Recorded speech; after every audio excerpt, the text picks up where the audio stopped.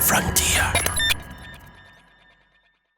This is Football Daft with Stephen Purden, midfield dynamo and average actor, Chris Toll, target man, suspicious character, and Hey, the top end of Stevenson, Grado!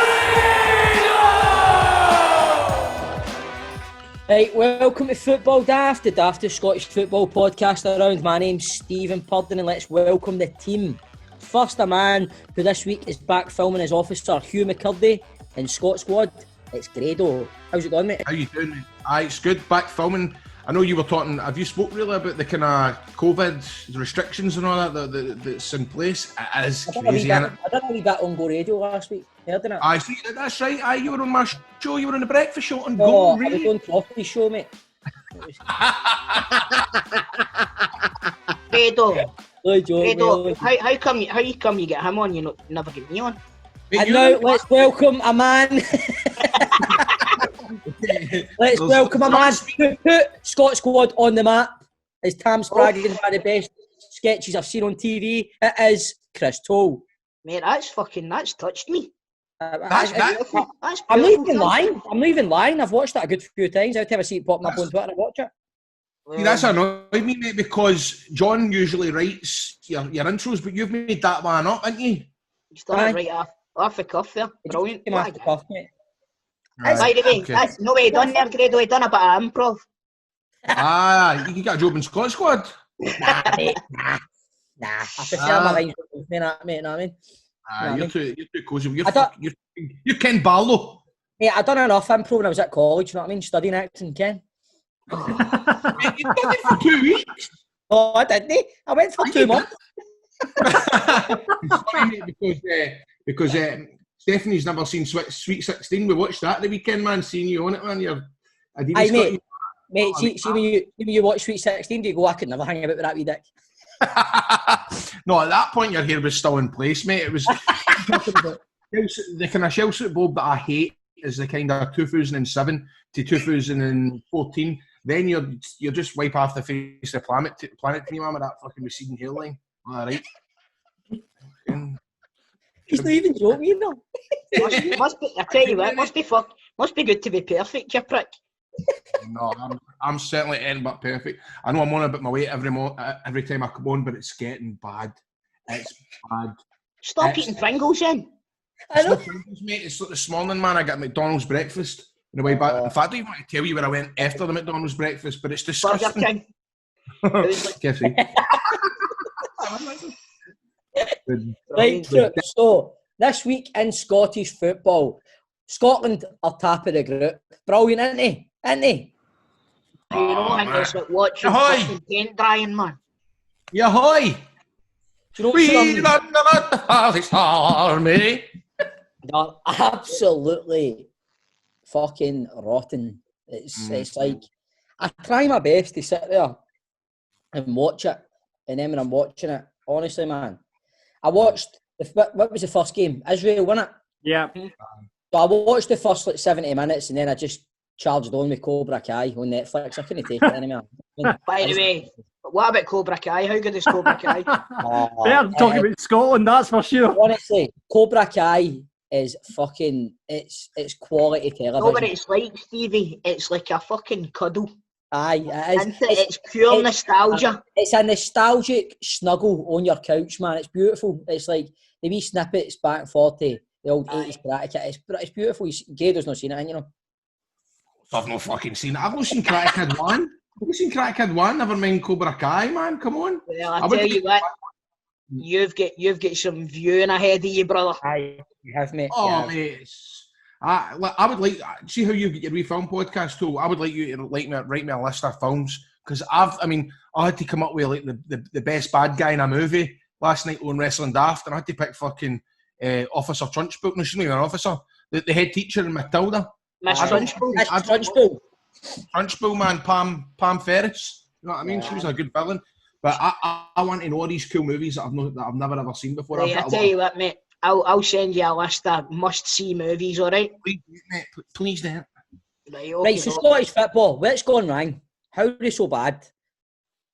See with that squad that Scotland have got, they should be far better than there. Aye. Right. Steve Clark's fault. Steve Clark's fault. I don't know, mate. I made a point to somebody the other day, right? See if Scotland brought in Pep Guardiola and we found out that somebody had went over to Brazil and shagged fucking hundreds of Brazilian birds and we had 11 superb Brazilians in the squad. See the second they put that Scotland top on, they'd all turn into fucking Wayne Biggins. You know what I mean? I don't know what it is. Right. Look back. Walter Smith's time, even Stratton's to an extent. I think McLeish maybe get sacked for less than what Steve Clark's doing. Should he not have a team or a system at least that he knows is going to work so far? Yeah. See if you get Steve Clark as your manager, you want to install a plastic pitch. That's how he done so well at Kilmarnock, and I know that's maybe selling him short, but what else has he done apart from that, really? Do you know? I think there's a bit of a conspiracy here that I believe that Jaws Burley, Levine, Malcolm Mackay, McLeish, it feels like they're all just the fucking one manager rolled into one. Nothing changes. I don't think anything changes, mate. Nothing changes. No.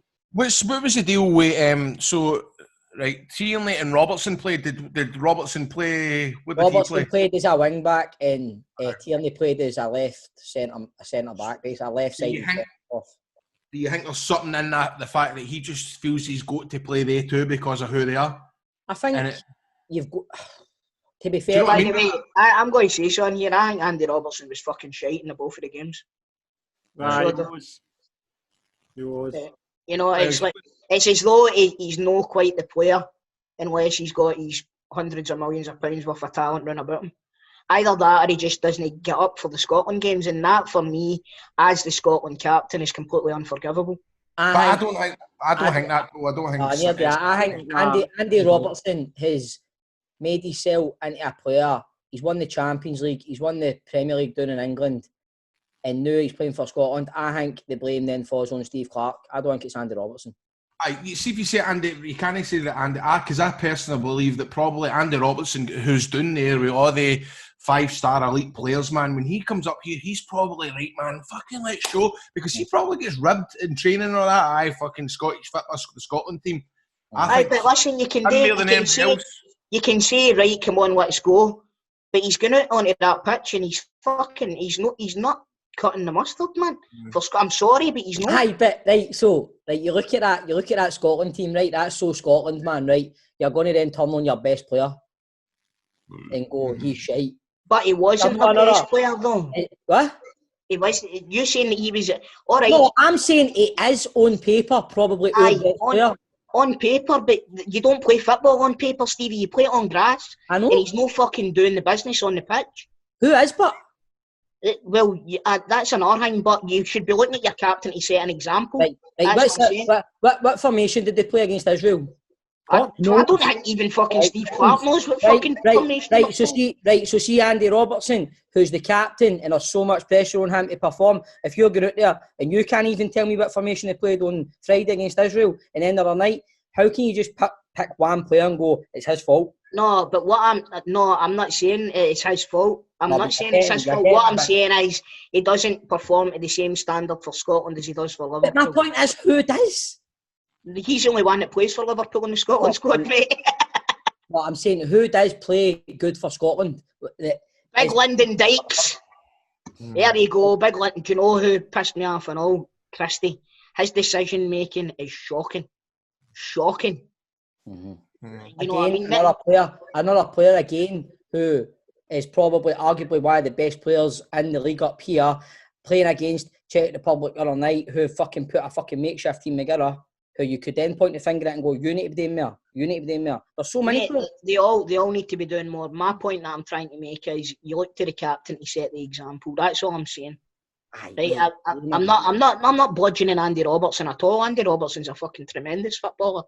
Right, but what I'm saying is the minute he puts on that Scotland strip, and that gets back to my point that I made before. It's as if when they put that jersey on, their fucking ability deteriorates by about 50%. It's weird. But mate, I think that then falls down to Steve Clark. See if you're a player going on international duty and you go into that dressing room and Steve Clark is telling you, we're playing this system, I'm going to put Scott McTominay, who's a centre mid, centre half, I'm going to do this, I'm going to do that. I think all your fucking enthusiasm for the game just goes out the fucking window. Because I don't think he knows what his best team is. He doesn't know what his best system is. So what chance have the fucking players got? Yeah. Well, that's a fair point, mate. I'll hold my hands up to that. That's a fair point. Aye. It just is frustrating because I must every kind of Scotland manager I do get a wee bit excited for them, but it just None becomes for the him, same. no, mate. What? There's none for him, but when he took care, none. Nah. And it just, who was it? What do you call the centre midfielder at Aberdeen? Who do we Ryan Jack? You know what I mean? Him playing right back a couple of weeks ago. Mm-hmm. It is frustrating to watch. It's just there's no. The strange thing for me there is, right, you've got Callum Patterson, who actually was a right back to begin with, wasn't he? And you know you're playing fucking Ryan Jack at right back, but when you've got Callum Patterson, who is far more suited to that position. Mm-hmm. Sure, at one point did you not have a Ketchy Anya playing at right back or something, or was that the previous manager? I don't know, but it's honest to God, I'd rather sit and watch 10 episodes of fucking Songs of Praise than sit down and watch a Scotland game now. And that's a damning indictment, because I've watched them through the Dross, the Levine era, everything, but it's just boring watching them. It's boring as fuck. Mm-hmm. Let's get to a more upbeat. It was a good discussion. It was. Let's get to a more upbeat one, but I've got something to say. What about the fucking straight out the crystal rumour mill? Mark Miller. That's what I want to talk about. Right. The X-Men comics and what have you is teamed up with his hometown club, my hometown club, Albion Rovers, to allow fans of them and 21 other lower league teams to broadcast live games. Right, it's a state-of-the-art streaming system that they're using. It uses robots to film the games now. That sound, how much does this sound like the Crystal Rumour Mill, honestly? Aye. But the ref doesn't need a book, it's on an app.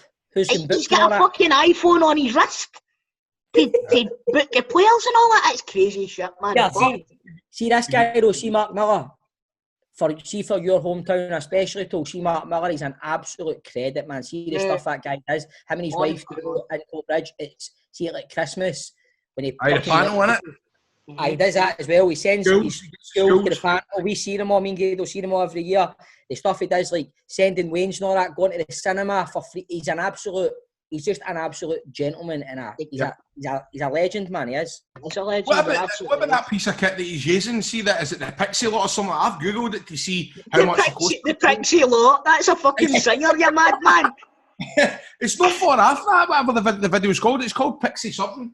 The technology is amazing, but what is it? Is there just going to be like one for every stadium, and that's going to pick up everything? I mean, I did watch how it works, but is that the only? It looks as if there's only going to be one guy that turns up on the day, presses start, and that's it. Biff. Well, that's it. There's you don't need a camera crew for this, which is a huge thing, right? But I'm maybe going down the rumour mill side of things again, but Mark Miller's got a huge connection to Netflix. Right. I think this is Netflix dipping their toes into sport. And to be honest with you, I'm all for it, man. Do you remember back in the day when they wanted SPL TV or Fan TV or something like that, and it all fell to bits?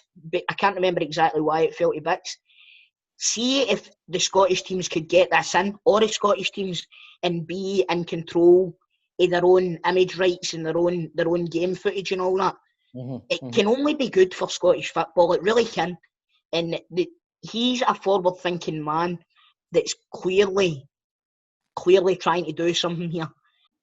It was good seeing as well. Mark Miller, he was talking about these the games that they're going to put on, and he was saying on the news, look, he wants fucking expats that are San Francisco to tune in and watch Albion Rovers, but he also wants other Americans to see it as well. It would be amazing if that did take off, because he has got a name, and you're right, he could have connections to Netflix, mate. Honestly, I wouldn't be surprised if he gets involved with other things as well. It's because this is the way football's gone, man. With the match, the club's pay-per-view and stuff like that. Things are going to change in the next couple of years, man. I think in the next few years, Sky and stuff like that's going to be obsolete. Clubs are going to have their own TV, man, their own setup, their own TV channels, and it's going to be accessible for supporters, and it's going to be tied in as a package with your season book and all that shit. You know what I mean? That's where I think it will go. And also, like, you don't know how long this is going to last with the coronavirus stuff. So, Exactly. I forgot. Hang on. We don't know how long that's going to last. So, exactly. But it's a future, trip. It's a future. Right, so on the show today, we welcome the current Dumbarton manager, Jim Duffy, and Chris had a reprieve on last week's Legends Lottery, so gets another shot today. And on the big question we're asking, has a footballer ever bitten back at you after you said something to him? But now, Jim White, look out, there's a new kid in town. It's Chris Tony's Rumour Mill. Here comes the rumor mill, and I'm not even trying. There we go. Celtic are working on a deal for QPR's Nigerian winger Bright Asai Samuel. The talented 22-year-old who can play on either flank is entered into the final year of his deal with the Championship club, having triggered an extension earlier this summer. QPR are said to be keen to retain their man beyond this year, but Celtic are now believed to be monitoring the situation, and Rangers apparently are also keeping tabs on him as well. Reports in France claim that Fiorentina are the latest club interested in Alfredo Morelos, so you can add them to the 752 teams that have been named so far. Yeah, Bayern Leverkusen, Porto, Lille, fucking Hamilton Accies, Juventus, Uruguay, Brazil. Imagine Celtic signed him. Oh mate, do you know what? I was worried that Leeds were going to sign him. Oh, I don't know if I can support him. I know, I don't you could, man. Right, Hibernian are interested in free agent Scott Fraser, the former Dundee United midfielder, who's most recently been at Burton Albion. Roma, listen to this one, right? This sounds as if it's made up, this one, right? Roma have had a strong interest in Celtic outcast Volleyball and Golly and could make an offer in the coming days. Serie A giants like the look of the left back despite his quarantine antics and are considering a move to take him to the Eternal City. And finally, what a move that'd be for him. I know, it would. It'd be mental, wouldn't it? A move. Finally, lads, the day has come. The day has come where we can announce that Aaron Hickey has signed for a club. Bologna. He signed a 4-year deal with Bologna, subject to a medical. Telling you, he's going to fail the medical. It's a certainty, innit? It's a fucking It's funny you're saying that, Bob, because see when I seen him at the airport yesterday and all the journals were there. And they're getting... Was he limping? No, but see when he was holding up the Italian flag and all that, and he kept going like that. It's great to play, get a chance to play at San Siro and game. But I mean, I need to pass my medical first. He kept saying that then. And I just thought, and this is horrible saying this, but he's got the Italian flag and he's posing at the airport. It would just be the hang, wouldn't it? For somebody Scottish for that to happen to him, wouldn't it? I failed the medical, man. I'm telling you, I can see it happening, man. Fingers crossed everything goes through for the boy, you know what I mean? I'm fucking fed up talking about him. I know. Don't worry, we'll not need to worry about Andy Robertson shortly. He'll be the new Scotland left back anyway. Football Daft's big question.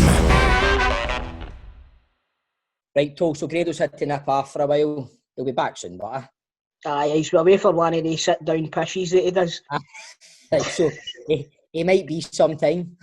So let's just crack on with the big question with him, wait him come back, right? So, fans, we don't know when they're going to be back into the stadium, right? But this week, we've put it out there. The big question is, have you ever gave abuse to a player and he's gave it back when you've been at a football game? Like, I think I'd shite myself at Hams. John, yeah, well, this was back in the Brockville days. He would eat you up and spit you out, Screech. Where I don't understand where this Screech stuff's coming from. Mate, have you seen Screech recently? Yeah, he's double. Right. Some people have made the remark in the past that I do look like Screech for Saved by the Bell. I don't see... Gordon Petridge, man, he would pick you up, mate. Right, well, Gordon Petridge was playing for Dundee United at the time when I was, I was a young lad. I was stupid. It was like 12, 13. He was playing for Dundee United. And we were giving it... He comes over for a throw-in. Right, and you know how Brockville was so tight and you're right up against players. We're giving him all dogs abuse. And he basically just turns around to us and makes the gesture of, points at me and goes, like that, as in, And if you're just listening, I'm making the gesture of a breast. So basically, effectively, Gordon Petrich called me a tit. But I don't know if it could, in the translation, obviously, he didn't know the word tit, or I'm sure he would have called me it, but he did make the motion of calling me a tit by symbolising a breast towards me. So Gordon Petrich basically called me a tit. So, by the way, you got away lightly there, because that could have turned out a lot worse for you, John. It could have. He was a big lad. He's a big boy, man. I thought you'd be here today, mate. We wouldn't be sitting this. But I thought, there must be other people out there that have, thought they're billing Billy Big Boss and shouting at a footballer, and then the footballers turned around and said something back to them, and we put it out to the listeners. Right, so we've got Aidan here. It was a few years after he retired from football, but James Allen from Las Vegas called me an ugly wee bastard outside Fat Sam's in Dundee. Brilliant, man. That's brilliant.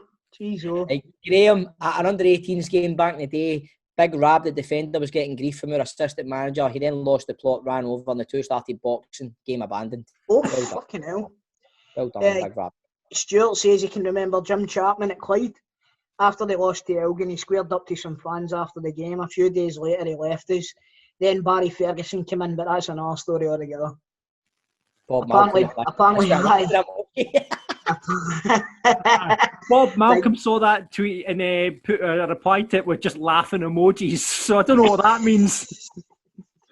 Hey, Joe says, Charlie Adam, a few months ago, after he said Morelos was worth $8 million, told him he was a disgrace and no better than Chris Mutton, told him ex-players should support the club and be positive and stop bowing to the filth-run media, ended up messaging back and forth for half an hour. Clubber got offered outside after the match by Colin West once at Tannadice for calling him a shite. Gav had a full-blown slagging match with Alex Ray when he was Dundee manager. They were playing Motherwell. Stewards came to chuck me out and he told them to leave me alone as he was enjoying the banter. LOL. Always liked the guy after that. That's the way it should be, innit? Aye, it's exactly it. A bit of banter, you know what I mean? Aye. Davey was the last one to get in touch with us about this. He was away at Tannadice circa 2005. He had a goalie top that said, Kloss won der goalie on the back. This was in support of Kloss being replaced as number one by Waterous. I held it up as the players were walking off after the warm-up. Kloss applauded me and Waterous gave me the fingers. A couple of late entries as well that just came in. This one from Mark. Nacho Novo called me an arsehole in Silverburn because I was giving him stick about Rangers. Then I was sat next to him on a flight to Tenerife a year later. Pains me to say, but he's actually a nice guy, so I had a laugh about it. And this one from Andy. You'll enjoy this one, Stephen. I called Nuno Capuccio shite outside the Ibrox once, and he signed my shirt. The rage I felt after that.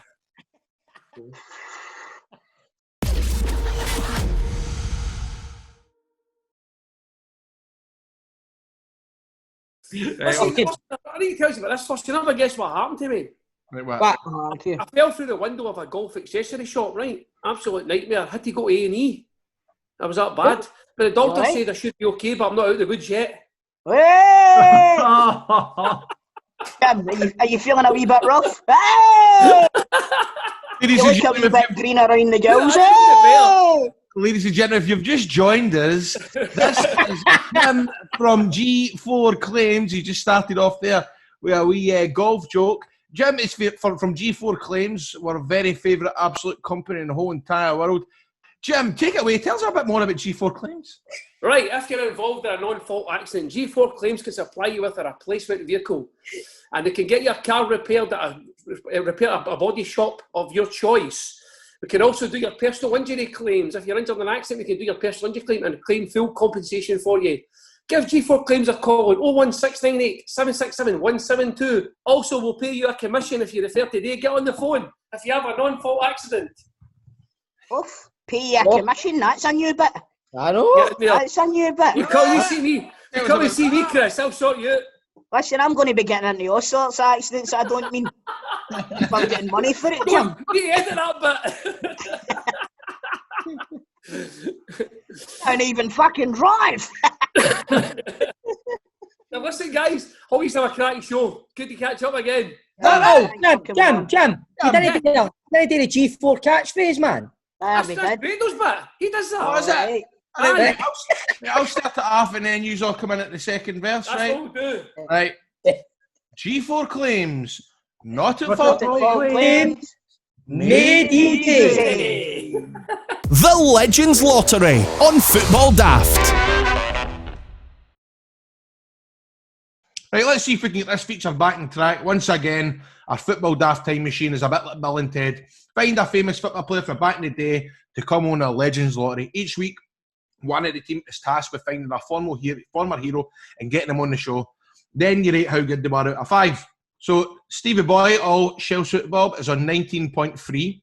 Chris is second on 13.9. Well, I'm a wee bit back in the game. I'm on 12.5 after an absolute terrific score for my cousin Gary, who was a mascot at Kilmarnock. But that could all change now, as it's Chris's turn, as he did get a bye, which was fair enough. I did dispute it a wee bit, but fair's fair. Chris Toll, it's your turn. Last week, you made an asset, but you're back on track here. Aye, well, as I said, I wasn't great the last couple of weeks. I've not been feeling well, and to be honest with you, it just completely went out of my mind that I had to get the Legends Lottery in. But That European result had really got to you, mate. That flowed you for 2 weeks, man. fuck up you, man. That European virus he had, man. Feringe virus, it was called. It was called a Feringe virus. Right, no, but anyway, at the end of the day, I've pulled a fucking topper right out the hat here. Wait till you see this one, lads. He's currently playing for Ross County. He's had 4 spells at the club. Started his career at Celtic and he's been about a bit more. Please welcome to the show, Mr. Michael Gardyne. Oh, it's a good one, mate. What's happening, Michael? How you doing? Thanks very much for coming on the show, mate. You've saved my fucking bacon. Honest to God. Look, another handsome bastard. What we doing here? These handsome football players that come on, man. Well, I'll tell you a story, right? This is the reason how me and Michael got in contact in the first place, right? So we're sitting watching Celtic versus Cali Thistle, right? And anyway, sorry, not Celtic versus Cali Thistle, Celtic versus Ross County. And my mum says, when did he sign for Ross County? That must have cost him a fortune. He's talking about Michael. And I'm like, what are you talking about? She says, he must have... That's that Messi, isn't it? She thought you were fucking Messi. She thought you were the double of Messi. And see, when I looked at you, I was like, by the way, he fucking does look a bit like Messi, right enough. But aye, Michael, So, mate, you're going to give an inside scoop, man, while you're staying at Barca now? Staying at Barca, mate, I've chucked that. I didn't fancy the English Premier Man City, so I'm just going to stay at Barca. Fair dues, mate. Fair dues. Mate, thanks very much for coming on. I know you're strapped for time. You've got to pick up the reins, but just a wee quick chat about your career and stuff like that, and how things are going now for you, and hopefully you get hammered at the weekend. No offence, right? But anyway, we'll go for it. How's the life at Ross County now, mate? Aye, all good, mate. All good. We've had an all right start, I'd say. We could have been doing with picking up more points against likes of Livingston and Kelly and that, because our next 4 or 5 are tough ones. Obviously, we've got Celtic, Aberdeen, Hibs, Rangers. So that's an easy 12. That's an easy 12 points for you there, I'd say. Think so, by the way, you've had some start to the season, I must admit. Brilliant. Aye, it's been no bad. So, but tough one Saturday. Aye. Nah. No. You should be brand new, mate. You'll be brand new. Hey, mate, come on. Apart from that, how's life treating you with the whole lockdown thing and stuff like that? Aye, mate, it was all right. First couple of weeks was a bit naughty, but then you just got into the swing of things. I've got a wee one in Dundee and I've got 2 in Inverness. I don't hang about, obviously. So between the getting the kids, it was all good. So you've had 4 different spells at Ross County. Right, that's a bit nuts for a start, but apart from that, you've played for Morton, Dundee United and Kilmarnock as well. I'm assuming Ross County is probably your favourite club that you've played for, would I be right? It's just, I don't know what the thing is, just seem every time I come back and that I seem to do well and stuff, so I was buzzing for the move to Dundee United, to be fair, but just went a wee bit sour with me and Jackie McNamara, but coming back here and I seem to be doing alright, so all's good. Was Jackie Mac murder? He was just like, I don't know, he was just, me and him just didn't see eye to eye. I'm sure something must have happened when I was a young boy at Celtic when Jackie was first team. I must have done a poo in one of his socks or something. I must have because he just didn't like me at United, and I was performing fine in training and stuff. So I'm not sure what it was that he didn't like me. Look, for me, any time you play against Celtic, obviously, that'll be the most times that I've seen you playing is against Celtic, right? You always tend to stand out, you know, and it's, I don't know why somebody wouldn't want you in the team, because you always tend to be one of the better players in any squad that I've seen yet. So, basically, Jackie McNamara, he reaped what he sowed with that one, didn't he? Out in his arse. Anyway, what else is what about your time at Kilmarnock? How was that? Aye, it was actually really good. Got really pally with that big blue nose Chris Boyd. One of the best guys I've ever met, ever played with, honestly. He's Big Boydie? Aye, great guy, man. Aye, so you supplied, I dare say you supplied Boydie with a few goals. Aye, it was Would I be right to so say good. that? I played the number 10 just off him. He's a moody, greedy big. Could you swear? Oh, big bastard. A greedy big bastard, like, but brilliant. Like I was still 27, 28, and I learned a lot from him playing with him. Like, he was brilliant. Just that eye for a goal. But that season as well, he got fitter. I made him lose a wee bit of weight in that, and it's the best shape he's ever been. That was the season he ended up bagging about 23 goals for Kelly that season. That season, He's went back to Rangers at the end there, didn't he? Aye, he did. I got him moved back to Rangers, so it was all good. What's the aim this season, mate? Where's Ross County? Where can you see yourselves finishing? Obviously, like, you want to see this, like, we want to stay up in that, obviously, but you want to, we stayed up last season, so you want to better it, like. Aye. Obviously, there's 5-6 big clubs in the league, and the rest are kind of fighting for 6-7 spot. But there's no reason why we can't be one of the clubs that are fighting for, you know, like the last kind of top 6 place. Aye. The boy, what's his name? Is it Ross Stewart? Aye, big Ross. He started well, man. I've seen a few of your games, man. He's got a few goals, scored a couple of pens, hasn't he? I've seen him, man. He looks in my fantasy team. Aye, he's a good player, good big lad as well, and he's got better year on year, because when he first came he was that kind of raw, big, skinny striker, but fair play to him, he's worked hard in that, he works hard in training, and it's working out well for him in the games just now. Aye. Michael, how are you getting on with playing in these, I'm calling it empty arena matches as if it's wrestling, but what is that? Wearing your costumes in these empty arena matches, man. Send me up an outfit for Saturday, mate, and I'll wear it out. Hey, I've got plenty of leotards that no longer fit me, mate, so I can send them up to you, no bother, pal. Left the sweat right on them for the last time I wrestled fucking Big Drew and that. Worth a lot of money. You want one for the weekend? Want one, aye. And by the way, they'll be fucking riddled with COVID, mate. You'll never make it back. So, what are you thinking for the weekend then? How do you think you're going to do? It's still like it. They're still the champions, but you know they've not had the greatest starts for them. They'll be feeling a wee bit of pressure, because obviously they need to catch Rangers at the top of the league. So we're at home, no fans. Like, most of their players have been away on international duty and stuff. You know what I mean? It's like, it's still Celtic at the end of the day. It's still going to be tough, but we've worked hard this week in training and stuff. We know our kind of game plan and stuff like that. So hopefully we could take for training what we've done onto the pitch. Here's hoping, Michael. Here's hoping, mate. Listen, Michael, I'll let you get going, mate, and go and get the kids. I really appreciate you coming on the show. Thanks, that was a good one, mate. That was a good one. That one, eh? I pulled that one out. Aye, that was a good one, mate.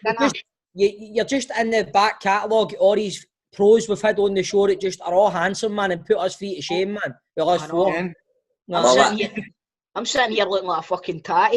You know what I mean? He comes on all coiffed and all that. And you look like Matt Lucas, mate. You look like Matt Lucas. Welcome to Football Daft with Matt Lucas and Screech for Saved by the Bell up the top there, John. That's like Dustin Diamond. So he does. Like Dustin Diamond. Michael, thanks a lot, my man. Cheers, Strips. Get me on again. Good luck Saturday, my man.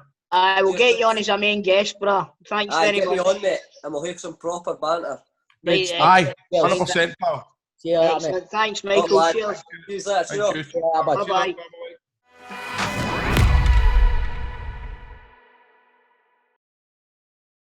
Now it's time to try and give away a case of Beer 52 as we once again play the Pro Set playoff. In my hand, I have the 91-92 Pro Set cards, and basically we describe the player and you guys have got to guess who it is to try and win a crate of beer. So today, playing, coming from Campbelltown, it's Bobby DL, who's an Aberdeen supporter. Hi, Bobby. Good to meet you, lads. Welcome, Bobby. Welcome. Thanks for coming on, my man. Listen, problem. Bobby, I've got some bad news for you, mate. Last week, the guy absolutely torched us and took 4 cases of beer with him. So you're down to 1, my man. You're down to 1. I know, but who's a man day living in Aberdeen supporting the Rangers? That's what I said. It's that about. And do you know what he said to me, Bobby? He said, you'd be surprised there's loads of us. I know, there is. Can't believe it, man. Can't Hey, believe down in it. the lines. Tol, you took a right shine to him, didn't you, Tol? Aye, I liked him. He was a lovely fella. Yeah, tell me about Campbelltown, mate, because this might surprise you, right? But I went to be a policeman 3 times, and I had 3 police interviews, right? And he ended up on a sitcom. Actually, I got rid of all my kind of like what I always wanted to do was put on the uniform. So once I done that with Scottish Squad, I was brand new because that was one of my the thrills that I had putting on a Polish uniform. Anyway, every time I got an interview, right, the woman went, we do cover the full of Strathclyde. You could be posted to Campbelltown. In every interview, that's what they said to me. What's so bad about Campbelltown? We seem to get other new police here. Is that what they do? Is that the deal they send all the police to use? I think it's because there's so many Rangers fans down here, they've got a lot of police. And Grado would have fit it right in. He wouldn't have arrested them, did he? Funny handshakes and all that, Bobby, you know what I mean? Loads of them down here. It's 90% Rangers fans in Campbelltown. Love it, mate. Brilliant. Super. Shout to Campbelltown. I'm going to retire there, man. I'm going to move here. I'm going to retire. That was the Rangers. Even 2012 when they died, they keep supporting that new club as well. Right, Bobby, thanks for Hey, joining This is the guy. Right, okay, so Bobby, you've Bobby, got you're that some coming on thinking Celtic pot. Daft next week, mate. I don't want to be this cunt because I know he's. What did you, Bobby? 42. Right, so mate, there's no way he can verse me because he's going to absolute scud me if he plays me this game. I don't want to scud him. We'll find out who's going to play in a minute. The rules are really simple, guys. As I said, read the description of footballer. You buzz in when you know the answer, but if you do buzz in, you can't buzz in again. If no one gets it before the end of the description, we turn the card over so you can see the player. We'll do the draw. First to 2 wins. So we're going to do the draw here. Bobby, who do you want to play? Well, the Aberdeen Lake Tigers get 1-0 on the Rangers, so either Bob or Grado. Right, okay. Right. I don't want to play, mate. I ain't know stuff. I'm fearing him. Who is it? It is Grado again. Fix this one. You're at it, Skeet. I think it's only Grado's name that's in that hat. It seems to be the last couple of weeks, right? So here we go, Bobby. What's your buzzer going to be? On the sheep. Right. Grado, what's yours going to be? Mine's is going to be. Right, okay. Well, what are you screwing your face at, Bob? He's gone sheep. I'm going to move for the cow now. All right, it works. Listen, it Would works. Aberdeen fans, will I get bullied online for this? Probably. As an Aberdeen fan, Bobby, would I get bullied for this online for doing that? Nah, it's all just good banter, mate. Right. Right, here we go then. First player out of the 91-92 Pro Set cards. It's a St Mirren midfielder. This player made his league debut in 1986 after joining St Mirren from Linwood Rangers Boys Club. He's a player with match-winning skills. Ian Ferguson. No, I'll continue. He's now enjoying his 6th season at Love Street. He's established as a regular first-teamer and is comfortable playing at Premier League level. St Mirren midfielder. Do you want me to turn the card, Bobby? Yep, the card. Yep.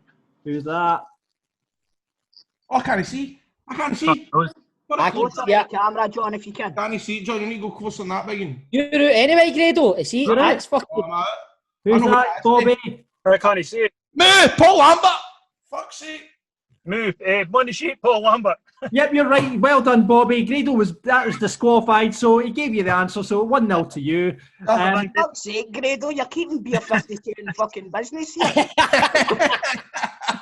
Next player, here we go. An Aberdeen defender. Shoot right up your street here, Bobby. This is a quick one. This is a quick one again.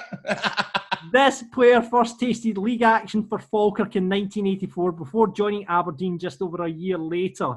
On the sheet. Carrie Smith. Gary Smith, you say? Yeah. You're wrong. I'll continue. Grado, here you go.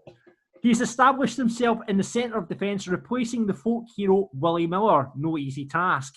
He's now in his 7th season at Pittodrie and made his full international debut for Scotland against Romania in 1991. Centre half for Aberdeen, Scotland cap. Do you want me to turn the card, Grado, so you can see him? I will. I suppose turn the card. That'll probably help me. I can't see that at all. Oh, that? fuck. Bobby knows who it is now. Nah, Christ, the cup winner. Is that fuck me, man? Is that Brian Irvin? No. Yeah. Grado, 1-1. Yeah! Here we go. This is the decider, boys, and it's a Hearts midfielder. This player is another player to have joined Rangers from Gartcosh United. Signing in 1983, he made his league debut for Rangers the following year. He had a spell on loan to Dundee during the 89-90 before joining Hearts the following term. Undoubtedly talented, he has won international honours at schools, youth, under-21 and full levels for Scotland. Hearts midfielder, formerly of Rangers. On the sheet. Bobby. John Cahoon. No, wrong. Grado. John Cohen for Rangers, turn it Oh, up, he's you. Hearts. He's Hearts. Derek Ferguson. Derek Ferguson. Aye. 2-1 Grado. Get out Well done, Grado. Well played, big man. Zoom handshake, my man. All the best. Catch you later. See you later, man. Okay. Well played, Bobby. It means there's now going to be 2 crates of Beer 52 up for grabs next week. So if you want to get involved in play next week, get us on Twitter at FootballDaft. Winners must be over 18 and stay in the UK. And of course, remember, you can get a case of Beer 52 right now. beer52.com/daft. We'll only charge you $4.95 for the postage and packaging. You'll get a crate of beer from some of the best small batch breweries around the world. Whatever your taste, you've got IPAs in there, you've got lagers, you've got dark beers, stouts, whatever you fancy. Hit up beer52.com/daft and get your first case of beer on us.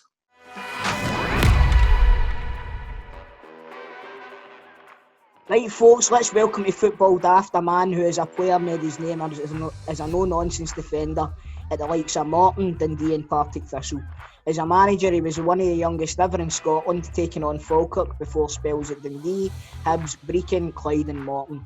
He's now in charge of Dumbarton. It's the one and only legendary Mr. Jim Duffy. How you doing, Jim? Thanks very much for coming on the show. No, I'm good. Aye, good to speak to you. How's it going, Jim? Is it, Yeah, I'm just the first thing that because obviously when we go, we get a guest on, we always look at Wikipedia, right? But one of the first things it says is you were brought up in Maryhill and Charlie Nicholas was your neighbour. Is that true? Aye.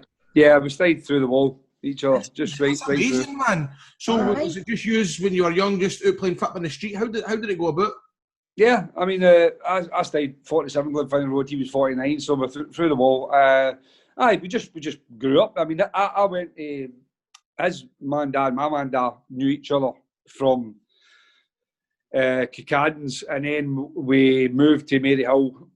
Well, Charles was about 3 years younger than me, so I went to the same class as his sister Janice, and then the families were always pals anyway. And just coincidentally, we moved next door. So when we went out and played street football in those days, then he, as I said, even though he was younger, he was such a talented football player that he played with us kind of older guys at that time. And, you know, another boy that played in the same street as and just lives, you know, maybe 20, 30 yards away from us was Andy Robertson's dad, which was Brian Robertson. So Andy Robertson, the captain of Scotland and plays for Liverpool. So, yeah, it was just an era where everybody went in and played. We had, you know, every boy in the street and the surrounding streets all played. But we stayed next door to each other. Right. It's like a who's who of Scottish football in that street then, isn't it?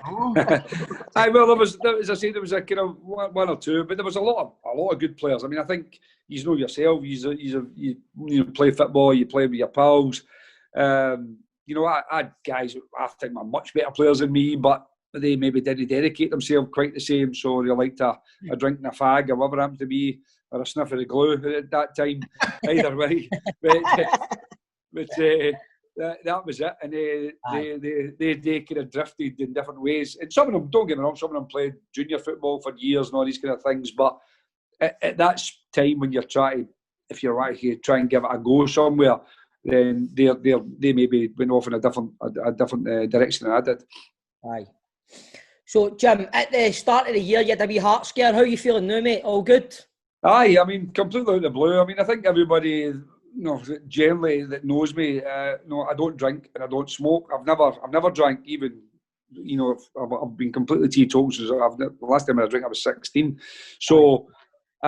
So from that point of view, I wasn't the stereotypical kind of person to have a heart attack, but it happened, and you just have to, there's, you sometimes, like anybody gets an illness, you always think, how did it happen to me?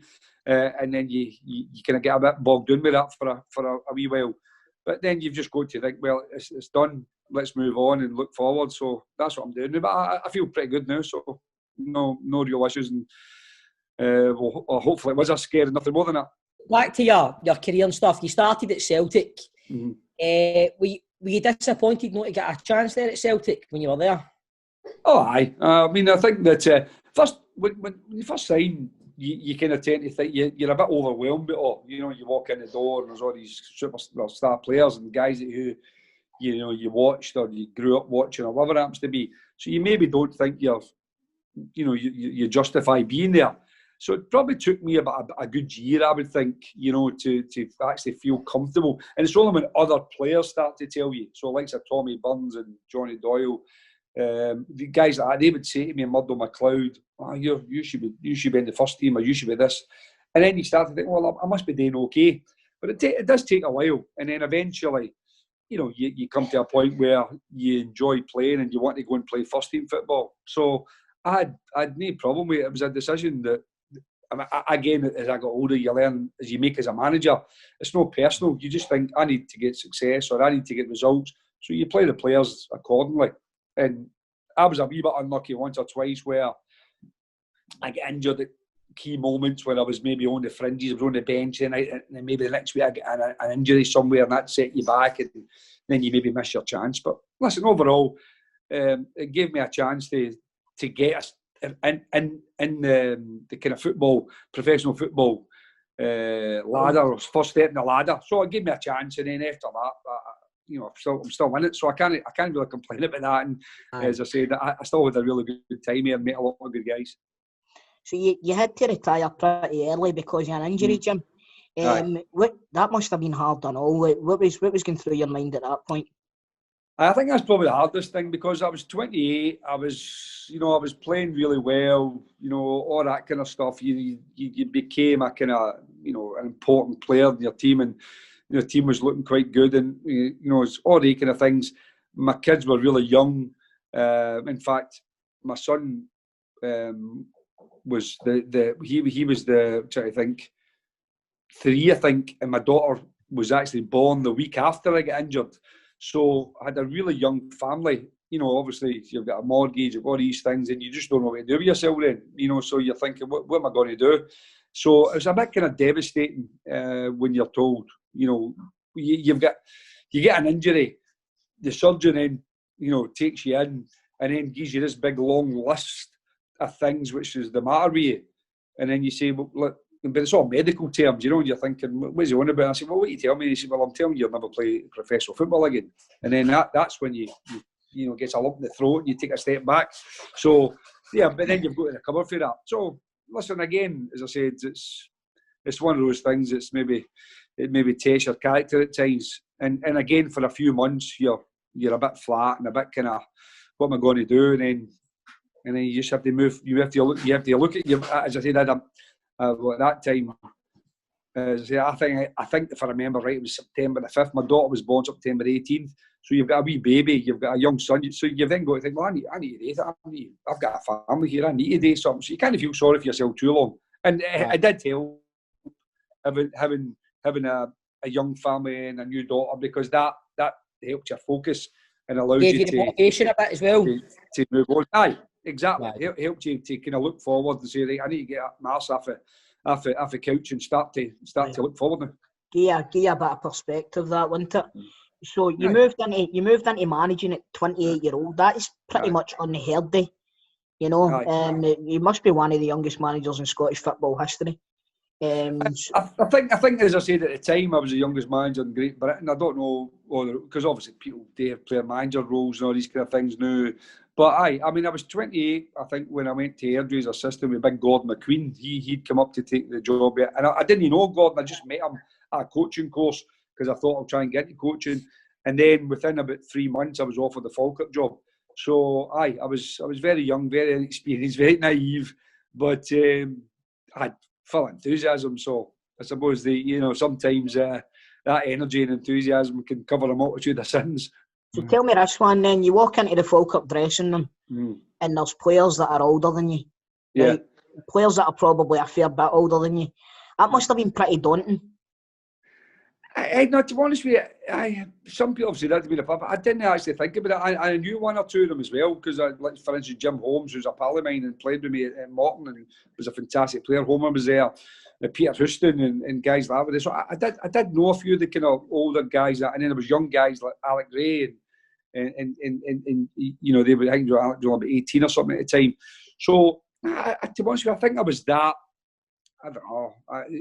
You just get kind of excited. I was probably just like away at Christmas. You know what I mean? You're just like, this is great. What a job I've got here. So I didn't really think too much about whether somebody was older than me or more experienced than me.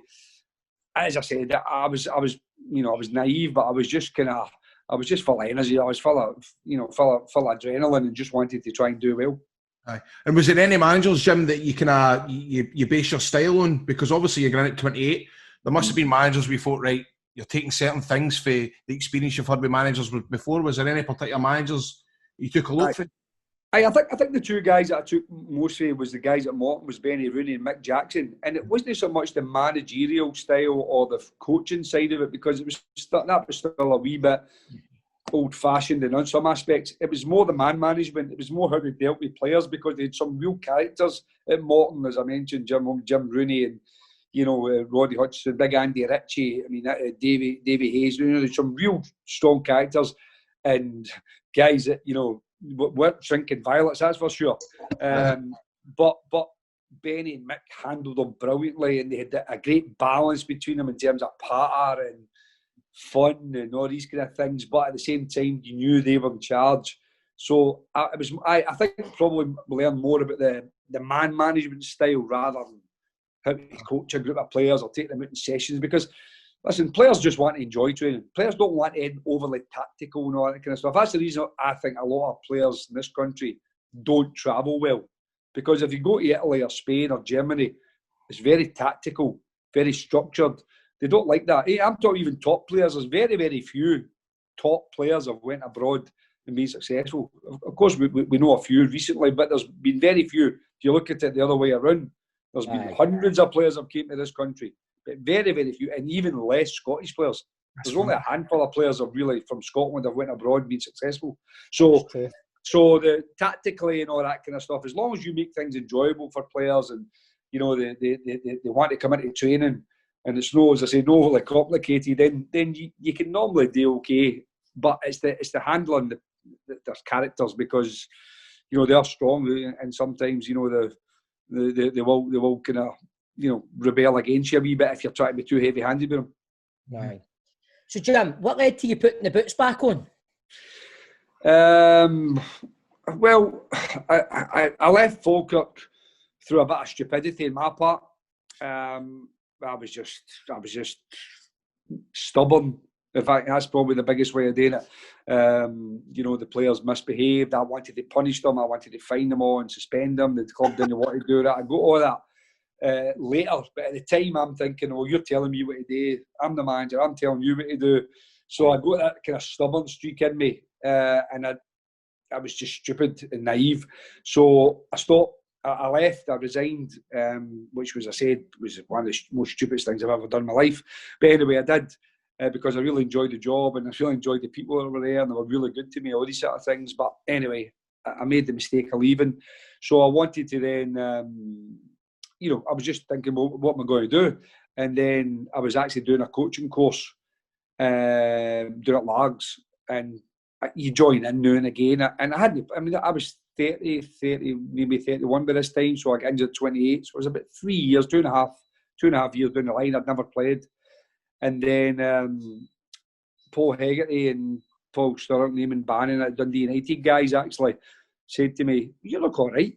You know, you should try and, you know, join in a bit more and stuff like that." And anyway, I joined in with a couple of training games and various things like that and felt not too bad.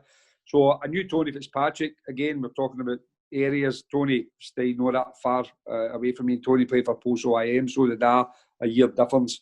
But I knew Tony and Frank McGarvey, they were at St Mirren because I'd been with Frank at Celtic and that. So anyway, I phoned Tony, "Do you mind if I come in and train with the boys at Paisley and reserves and just to get myself fit, a wee bit fitter?" Tony says aye. So that's how it started. And then once I went in there and started kicking about with the young boys and that and enjoying it, I thought I'd give it a go again. So I did, and you know, I limped my way through another 5 years.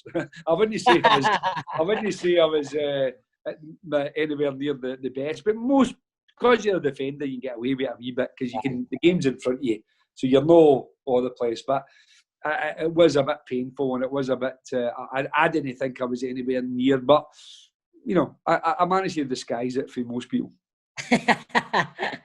So your first spell, right, at Dundee succeeds Simon Stainrod and reached the League Cup final. So did you regret moving from there to Hibs? Well, I didn't know at the time, I didn't, because I mean, I got on great with Simon for a start, but when Simon left, he asked me to take the job. Simon's a real character, I mean, and again, talking strong personality and stuff like that. But he had a great sense of humour, really dry, and a lot of people didn't get him. A lot of other managers used to say to me, "I can't go that so-and-so Stainrod," and that, because Simon would say things like when we played Rangers, or we went for their throats and we ripped them out, all that kind of stuff. Everybody scared him, and he wore the hat, the fedora, and all this kind of stuff, and he swagger. But I liked that, and a lot of it was tongue in cheek, and people who didn't know him didn't realise a lot of it was just a bit of fun, and you know, people got, you know, a bit of humour gets lost on people. But obviously, I was asked. I mean, I didn't apply for Hibs' job. I was asked to go and speak to them, and then they offered me the job. So I mean, I was going through Dundee in the well, it's now the Championship, it's the first division, then to Hibs, who was a Premier League club. So, you know, a big club. So, you know, I was 36, I think, something about that. So young, 35, 36. Anyway, so no, it was a brilliant move to get the job, but it just didn't work out for me. I made too many mistakes. I tried to rush it. That was the biggest mistake I made. I tried to rush things and try and change the whole structure of things. And Alec Miller had been there for 10 years. So everybody only knew Alec's way, including the players, including directors, including sponsors, everybody. Because you would say some things and say, "Oh, we don't do that. We don't do that." And I'm saying, well, if you'd done it better, I wouldn't be here, because that's why we're doing it. So you then it then became a bit of a kind of battle of wills. And then I said, I tried to rush it. I tried to rush the style and all stuff, and tried to reduce the age. It was quite an old group of players, and tried to bring guys in with potential. But in football, unless those boys realise the potential very quickly, you'll not be there to see it. So the mistakes I made was that I should have just took my time a wee bit more, and maybe brought in 2 or 3, and then waited 6 months and brought another 2 or 3 in. And so I went too quickly, and it just didn't work, you know. And ultimately, you pay the price, and you get the sack.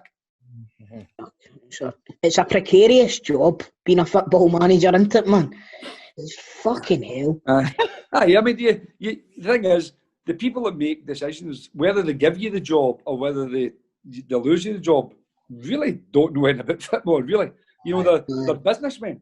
You know, they've been successful businessmen. A lot of them are successful businessmen, but rarely have they, you know, do they know the intricacies of football and how it works, and dynamics of football in a dressing room. And you're asking me earlier on about the wee kind of fun parts as you know, who can get wound up, how far can you go, all these things, the personalities, and also a lot of this, the trust that you get from players. A lot of the players will tell you stuff personally. They could have relationship problems. They come and tell you. They could have, you know, any kind of things. Somebody could be ill in their family. They'll tell you, but you can't expose that to the public, and you can't sometimes even tell directors or owners because they'll know about it, and the player trusts you to you know, to keep that to yourself. And in the last 10 years, the mental health aspect of football is went right through the roof. It's to the point of being, you know, really dangerously high. And the amount of players I've had come to me in one-to-one situations with you know, anxiety, depression, you know, a variety of personal health issues is huge. And I don't tell any directors, but if you left out those players, those 2 or 3 players that maybe are suffering for something, and you lost a game, you know, the directors or social media will be saying, how have you left them out? You should have played those players. And you say, well, to be honest with you, it's none of your business. The boy is suffering from something, but I can't tell you that because he trusted me not to say. So the game's changed and evolved. But ultimately, you're still responsible for the results, and you know, you have to accept that. Now it's part of the job. You know, it's interesting you're talking about how you think anxiety and depression has creeped into football a lot in the last 10 years. I think a lot to do with is social media. Yeah, you know, players maybe seeing other players, what they've got, what they've not got, getting abuse off fans. Do you think that's a big thing there, Grado, what you're saying, it's taking abuse. Social media gives everybody a platform to contact people who, back in the day, there's no way that you would have been able to contact them, you know what I mean? And it gives you a direct link to them. And I think it's a terrible thing, to be honest with you. But it is interesting that Jim's saying that, you know, in the last 10 years that has creeped up. In the last 10 years, you know, social media's kicked off. Do you know what I mean? Aye. But see, the thing is, see in a dressing room, and you'll know Grado, and Steve will know and all, because he's working you know, if you're actors or whatever happens to be on stage. But you'll get people who are like yourself. You're outgoing. You've got a bubbly personality. But you also get people who are quiet and just want to learn the lines, do their job, go home. And you used to that. You had that at football clubs. So you had boys that sat in the dressing room and you hardly knew they were there until they went to the pitch. And don't get me wrong, some of them could turn into Tasmanian devils on the pitch, but there was quiet as a mouse off it. And if it was a night out, they didn't go to night out because that was their thing. They just wanted to go home and sit and watch the tail or whatever it happens to be. And that was allowed. But once social media came in, and group texts and all these sort of things, then the players would all be texting, we're going out Saturday night, we're going here, we're going there. And this person would be sitting thinking, I don't want to do this. But he's getting bombarded with all this. And then he then thinks, well, maybe I should go. And he goes and puts himself in a situation where he doesn't want to be, or he doesn't go and makes something up. You know, it's almost like a fantasy world he's living in because he's want to deflect the part of it. He's a quiet person. He doesn't want to be, you know, in the tune, you know, going to the dance and doing all the bits and pieces. He's just wanting to get left alone.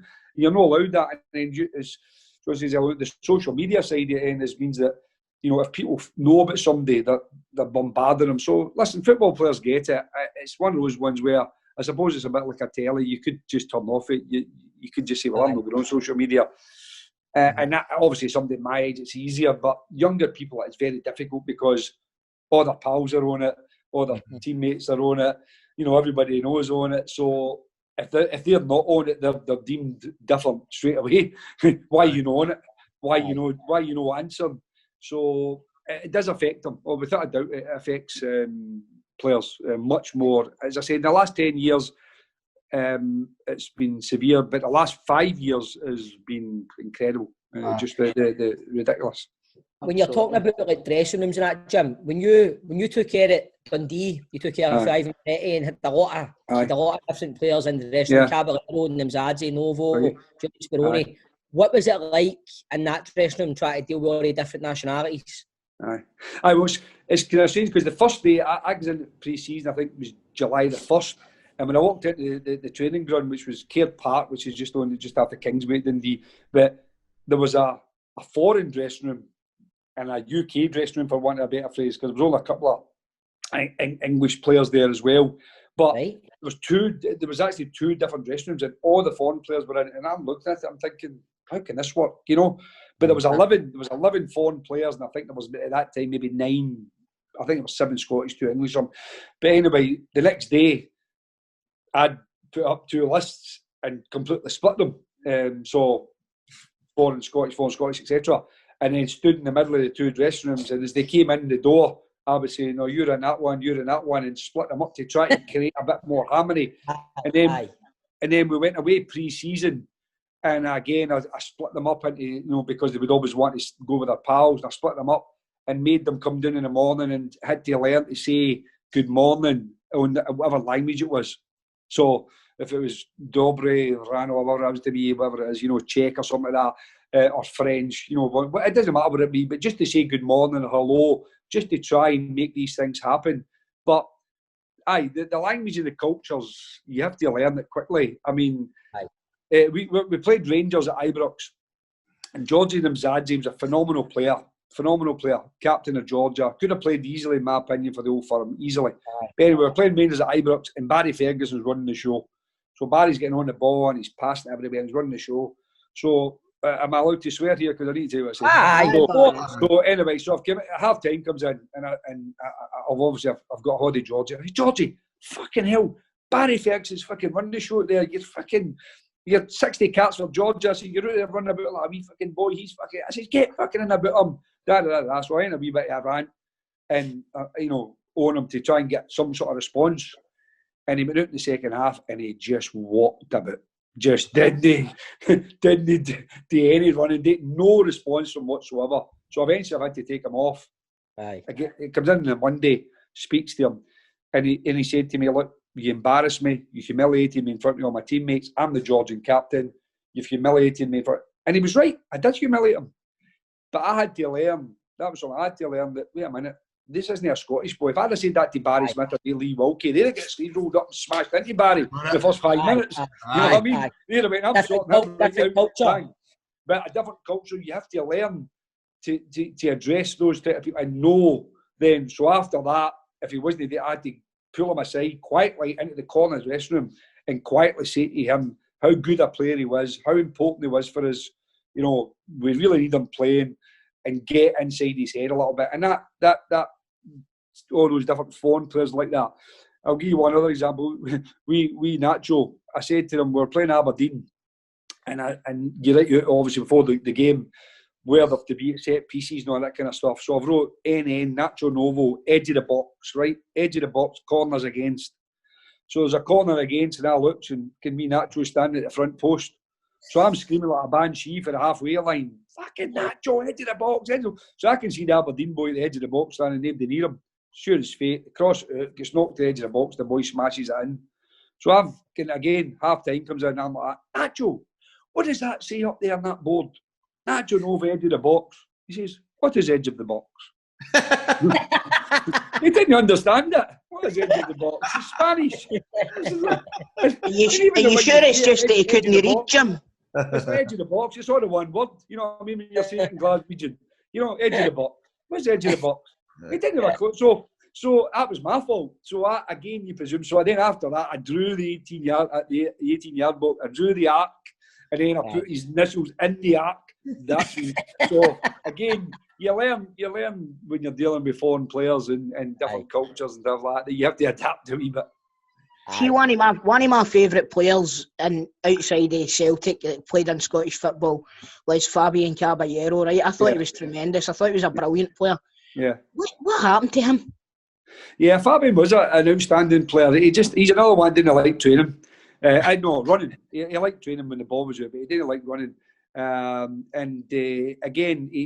I think he was at Arsenal, and then he came to Dundee, obviously Ivano and that.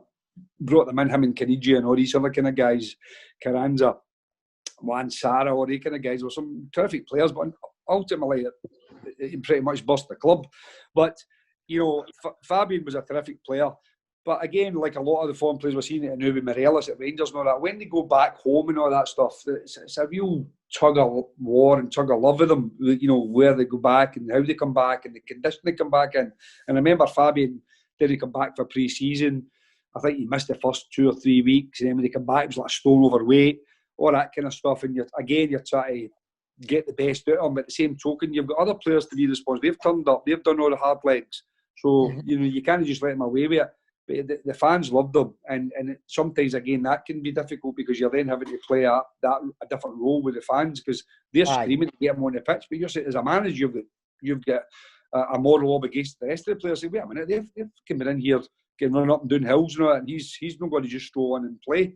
So you have to get a balance it out. And it was funny, he had a club car one day, and it was needed an MOT or something, and he went to the garage, and the guy knew me, and he phoned me up and said, Jim, come down to the office. And he come down, and he opened up the glove compartment, and there must have been about 20 empty of the big M&M packets, you get in the pictures, the big 2 pound, and about 20 packs, all stuffed inside the glove box. So he liked a wee chocolate and biscuit and stuff like that. But he was a good player, a really good player. He was a class act, wasn't he? He was really good player. What was the reaction like when you heard Ravanelli was coming to Dundee? That must have been some buzz, that. Well, what happened was we had a director at the time, Giovanni Di Stefano, who eventually I think he might still be serving under Her Majesty's Treasure Eye. So I think he might still be tasting some porridge somewhere.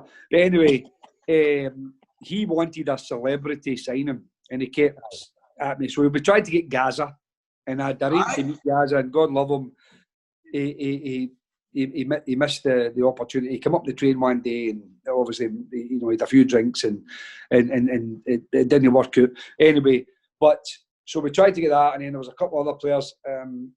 He might know the stories. I don't want to bore you all the stories, but he then said to me he had agreed to get Edgar Davids, the Dutch international player. I remember this. Aye, and he said to me, I've got it all agreed. All you have to do is go to, Chirin and convince him to come to Dundee. And I was laughing at him. I'm like, what? Edgar Davids to Dundee? He's like on 90 grand a week. He's taking his apartment outside the Chirin. I said, you're wanting to come and play against Brecon? I says, in the Forfarshire Cup. You know what I mean? So, with a beautiful big hedge in the background, that'll really entice him. So, anyway, that kind of fell through, and then just so happened that I happened to be, he said to me something about Ravanelli, and obviously I was quite friendly with Luca Vialli, who had been with Chelsea. So Ravanelli and Luca were pals. So I ended up contacting Luca, and we managed to kind of get a hold of Ravanelli, and he agreed to come. So that's pretty much how. So yeah, when they came in, it was a bit surreal, you know the silver fox, he just again, you're talking about a good-looking guy, but there was just something about him. He could have been a mafia hitman in one aspect, the way you look through that kind of aspect of him, just amazing looking. Smelling good and all that. Just aye.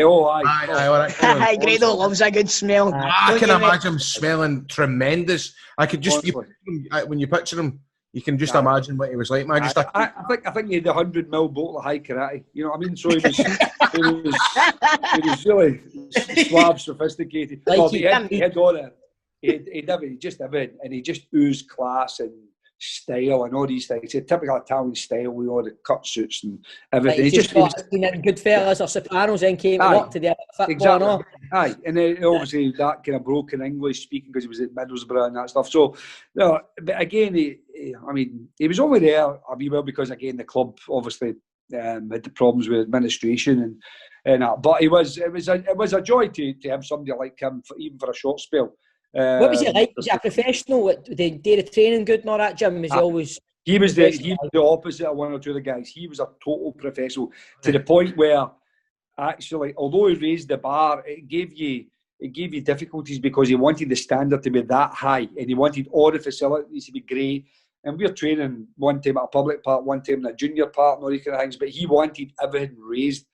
And there was nothing the matter with that. Don't get me wrong, there was nothing about, but we just couldn't afford it. But in terms of the standards, if it was even a wee bit jokey or carry on, he didn't like it. He would come and say to you. He would come and say, "No, they're too much fun, too much laughing and all stuff." And he wanted to be out, as I said to you earlier on about players playing abroad, the Italian mentality, the tactics and the structure and the organisation. is night and day for what we would do at Scotland, you know. So he wanted that. He wanted real high standards. You mentioned Gianluca Vialli there. Is it true that he based his haircut on you and I? Aye, well, I don't know if me and you and him and anybody else is like that is getting too many options. So, but look, it was another one. I mean, his standards is unbelievable. I mean, an absolute perfectionist. I mean, real OCD perfection. Everything had to be absolutely by the book. And these are the kind of things that I learned when I went down there. Is that, you know, attention, not so much attention to detail in terms of the tactics, but just in terms of the attention to, you know, what's required for each individual. In Scotland, everything was a big group, so you had, whatever, say 16 players, and you were doing running. Everybody ran at the same time. So the manager would say, right, everybody does this run in 45 seconds. Well, some are fitter than others, some are quicker than others, some are it's easy. But in down there, it was individuals. Every single individual had their own individual training program, their own fitness programs. And as I said, Luca he was the kind of guy that again set the standards because he'd done it. He was he was a player manager at the time, and he was unbelievably fit, and his physique was just phenomenal. He was like an Adonis when he was stripped. It was unbelievable. Yeah, gone like kind. Oh, you go, Grado. No, I know when you go because we're carrying on with the Dundee stuff. I've got something else. I was going to say, like, your time at Dundee, obviously, then you did administration and all that, and all the personalities to deal with. Then you go director of football at Hearts, and you've got Romano there. Mate, you've worked with some characters, man. Like Romanov, you must have, have you got a Romanov story? Aye.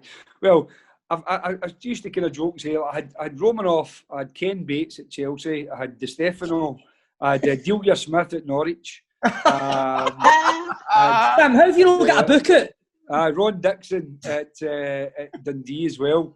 So he was a Canadian, and, you know, said, how do the guys like their costumes, Jimmy? That's what he used to say to me, their costumes was their strips.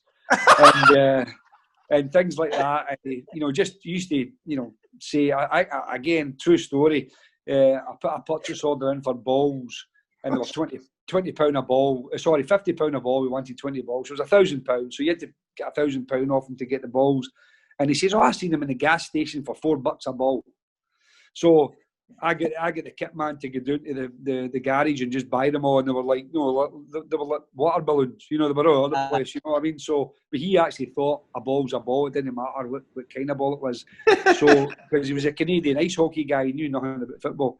But Romanov was a very strange character. I mean, don't get me wrong, I actually liked working there because it was different, it was completely different, but it would be one of the ones where you're almost playing a kind of wee game of who could come out on top. So, for instance, when you picked a team, you had to, at that time, fax them on the Thursday. So you faxed him the Thursday, he faxed back his team on the Friday. So you'd make sure you didn't tell the players that the team was on Thursday, even if you'd done the set pre-season, you had to kind of try and mix it up a wee bit. And then you would get to know which players you liked and which players you didn't like. So then I would actually send them a team on Thursday, knowing full well that wouldn't be the team I would pick anyway, but I knew who you would put in the team. So it was all that kind of, so you were playing a wee kind of game almost to try and say, say he'll put a couple of Lithuanian guys in, so I'll leave a Lithuanian guys out on the Thursday, knowing he'll put them in on the Friday, even if I was going to play them. So you had that type of thing to contend with him.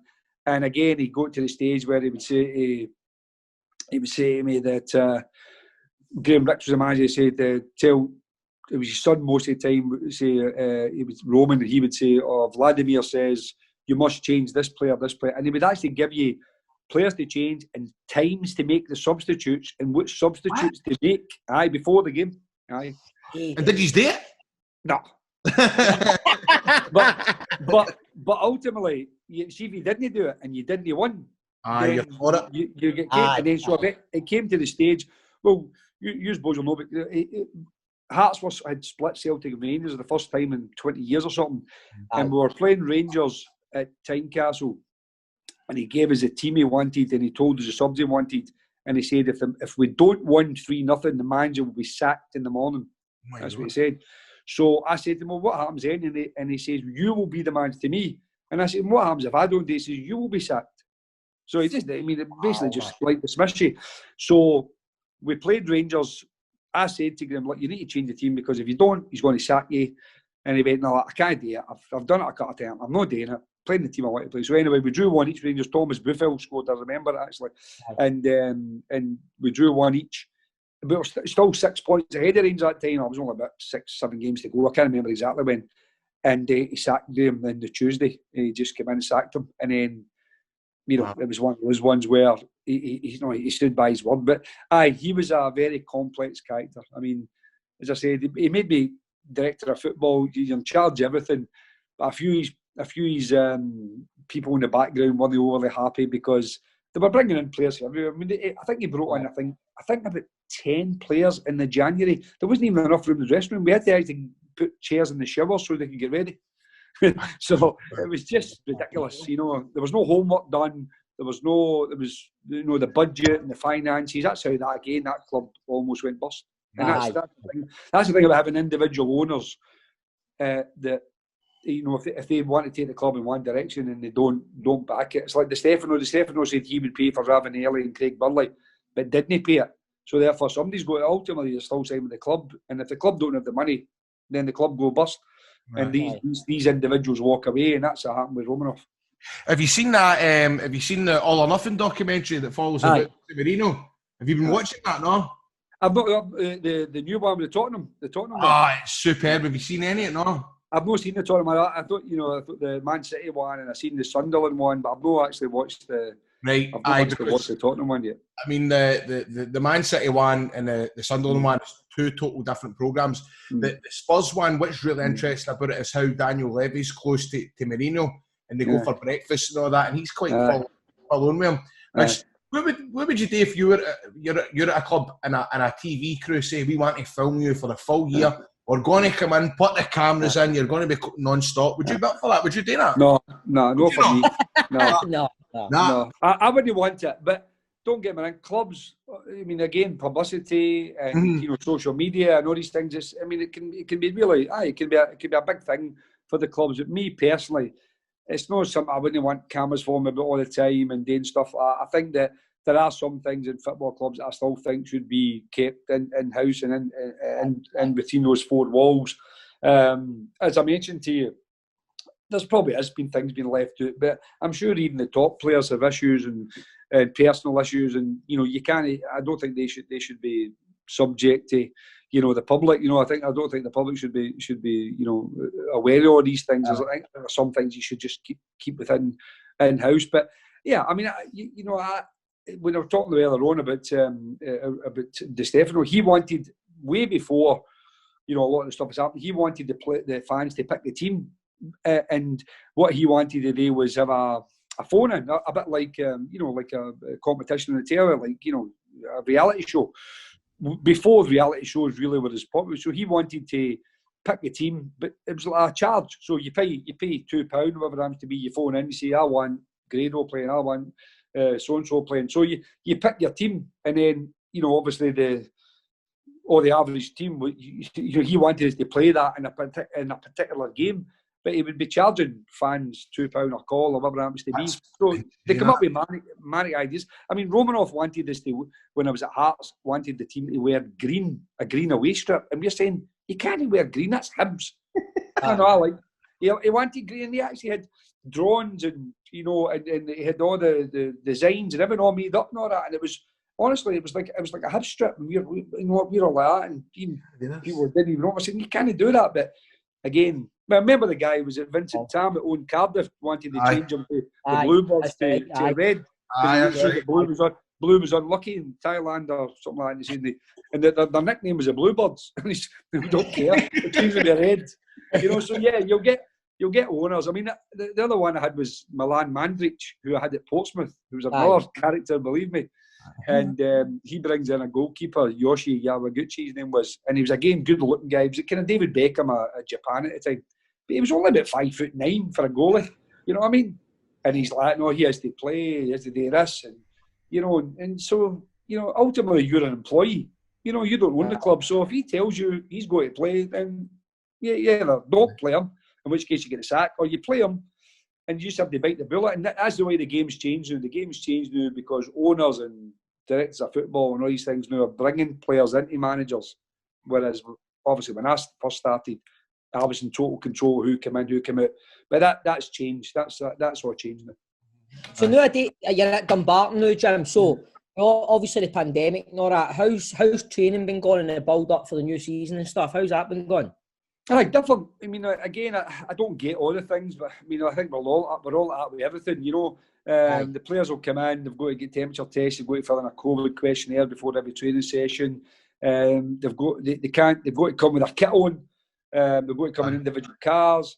They can't get showered, which baffles me because I'm thinking, well, surely if you were soaked to the skin or all sweaty, you've got to travel back 45 minutes or an hour to your house. You end up with the flu, you know, or heavy colds and all stuff. But anyway, that's just the rule. So yeah, we've had to adapt to like everybody else in life. You've just had to adapt to it and just bite it and go on with it. Even if you don't like it, you've just got to deal with it. So that's what we've been doing. But it's been great to get the boys back on the pitch again and you know, and I think the players have enjoyed it as well because 5 months is an unbelievable time. And I've never known, you know, that for I mean, normally, even years and years ago when players finished early, the longest would have been 7-8 weeks tops. So 5 months is incredibly long. And as long as the club's all right financially, mate, and you're still there, mate, that's what matters, isn't it, Jim? Aye, but we're probably hanging on with our fingernails, but we're still hanging on.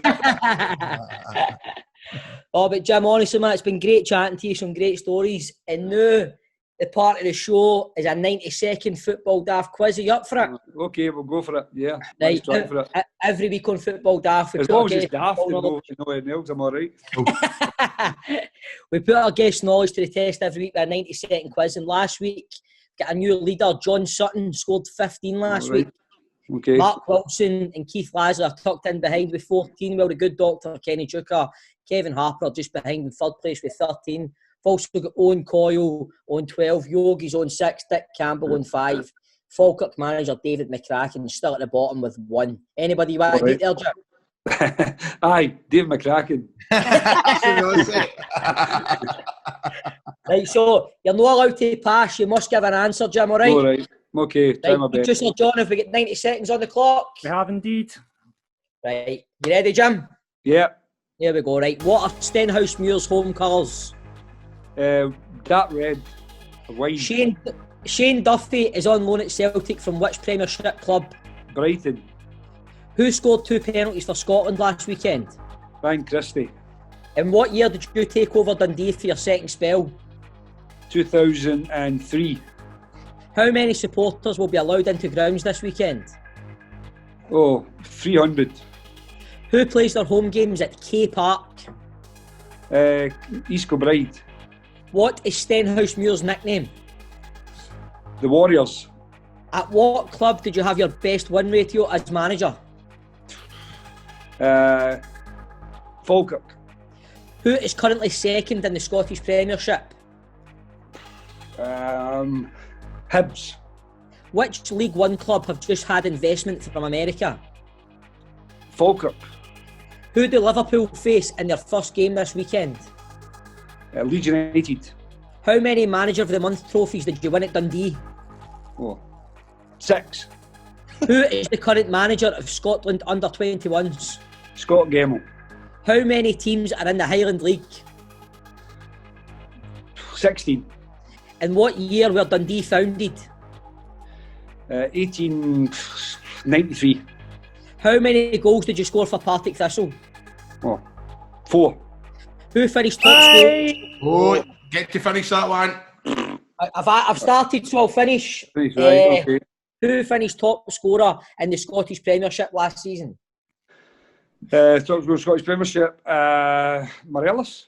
Away you go, Jim, for fuck's sake, Morelos. Listen to Morelos. Was it not Morelos, was it Edward? There you go. There you got it right the second time. That counts. So, Camden. Hey. I can't look, mate. John, what's for the Stenny questions? I know. I seem to put quite a lot of Stenhousemuir questions. I was beginning to think of we getting sponsored by Stenhousemuir now. Davy Irons is getting more publicity than anybody else. Hey, John, let's just close the doors. Let's go through the wrong answers.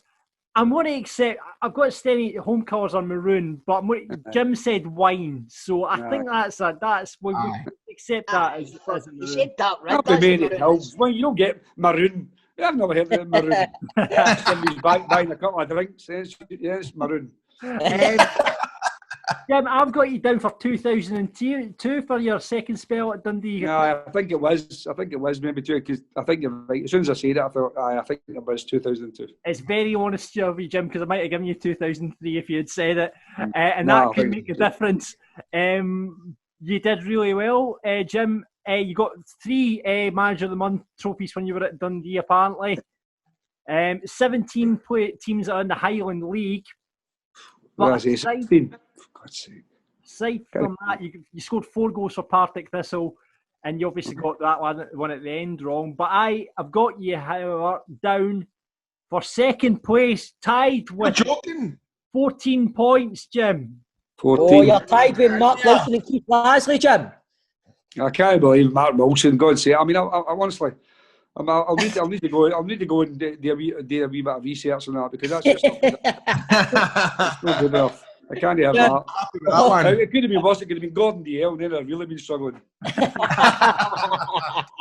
funny, man. Jim, honestly, thanks so much for giving up your time and coming on, mate. It's been a pleasure talking to you.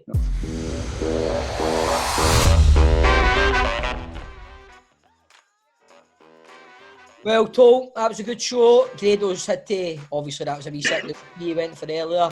He came back. I think the sit-down piece triggered something else. He's had to go again. So the sit-down piece triggered a stand-up shite.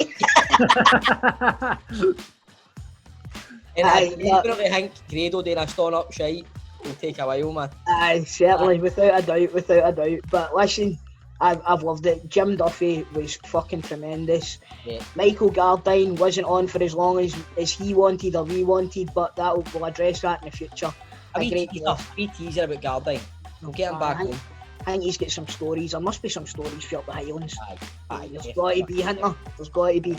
And I don't think there's really much else to say, is there, Stevie? I think we need to sign that. We've been doing, remember we heard that, was it the Brecon song? Was it Brecon fans, John? Aye. Yeah, well, obviously we don't want to do the Big Brother this story with Grado not being here and away in the toilet. Oh, you were going to tell us the Big Brother story today, no, weren't you? No, I'm not going to do it now. Do you know what? I keep doing this every week, and it keeps getting knocked off for some reason. So what I'm going to do is, if at any point there is a Football Daft live show, I'm going to keep the Big Brother show for the live show. So if you want to hear the Big Brother story, you need to get your tickets for the live show when it comes around, Troops, alright? That'll be in 2026, so we'll look forward to that. We've not had long to wait for it. But last week, we were talking about chants a few weeks ago, and then we had Kevin give us the Brecon City tractor chant from last week. Now everyone started sending chants, so if we thought we could play out the show every week now with a chant from your club. So if you're listening, get your chants into us at Football Daft Pod, Football Daft Podcast on Instagram, or Football Daft on Facebook. And we've got one here from Greg Christie, who's an Aberdeen supporter, to play out the show with. Alright, so here we go, boys. It's a song about Calvin Zola. Zola has a massive cock, Zola.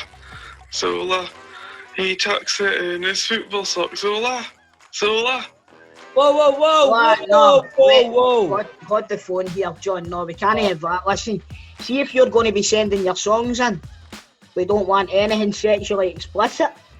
We don't want anything that's going to cause us to be in the papers. Alright? Keep them clean, folks. What do you reckon, Stevie? Aye, keep them clean. That's all the good ones you're cutting out, though. I tell you what, right, see if your songs are a wee bit dirty, just bleep out the words yourself. Go like that. Calvin Zola's got a bleep, ba-na-na-na-na-na, bleep, da-da-da-da-da, bleep. I'll get one for these. I'll get one that I made up, right? Mbalingoli and Bumbo. And Bombo, he plays for Celtic. We signed him from Vienna. Not Africa. Right, Troops, thanks for listening to Football Daft. We'll be back next week as usual. In the meantime, stay safe, guys. Yes, and please, don't have nightmares. Audio Frontier.